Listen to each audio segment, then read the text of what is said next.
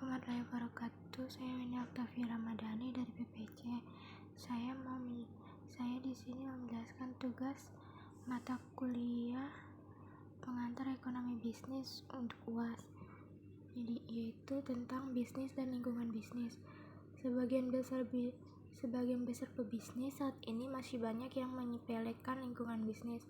Padahal lingkungan bisnis yang positif akan berimbas pada produktivitas perusahaan.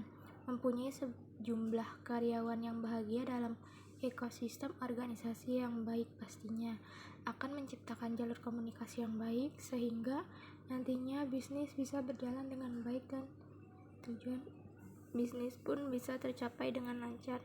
Lantas, apa sebenarnya arti dari lingkungan bisnis tersebut?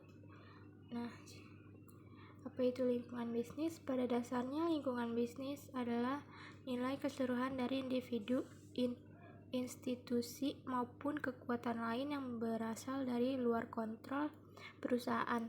Tapi perusahaan masih bisa bergantung pada mereka karena mereka sudah mampu mempengaruhi performa perusahaan dan keberlanjutan perusahaan. Beberapa hal yang membentuk lingkungan bisnis adalah kompetitor, pemasok, media, kelompok pelanggan, pemerintah, kondisi pasar, kondisi ekonomi, teknologi, pemodal, tren, dan beragam pihak lain yang berasal dari jalur perusahaan. Manfaat memahami lingkungan bisnis harus menjadi prioritas utama para pemimpin perusahaan. Kenapa? Karena hal ini akan memberikan dampak pada kesuksesan skala, visi, hingga strategi dalam pengembangan bisnis. Setelah para pemimpin memiliki informasi terkait dampak baik dan buruk lingkungan bisnis pada perusahaan, maka nantinya mereka bisa menciptakan strategi yang penting untuk mengendalikan situasi dan kondisi yang tidak mampu diprediksi.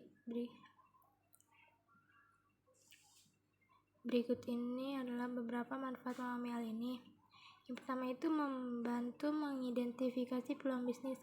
Perlu diketahui bersama bahwa tidak seluruh perusahaan memiliki arti dan sifat yang negatif. Suatu perusahaan bahkan bisa menjadi faktor utama keberhasilan jika bisa dipahami dan dievaluasi secara baik. Untuk itu, sebagai pemilik bisnis, Anda harus bisa mengidentifikasi perubahan apa saja yang bisa dimanfaatkan dan juga memanfaatkannya sebagai suatu alat dalam menyelesaikan permasalahan bisnis yang ada.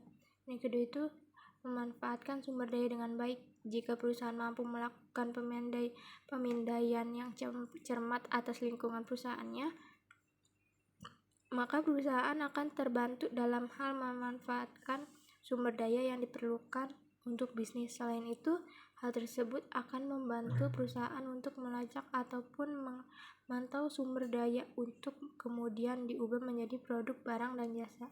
Itu aja penjelasan dari saya. Assalamualaikum warahmatullahi wabarakatuh.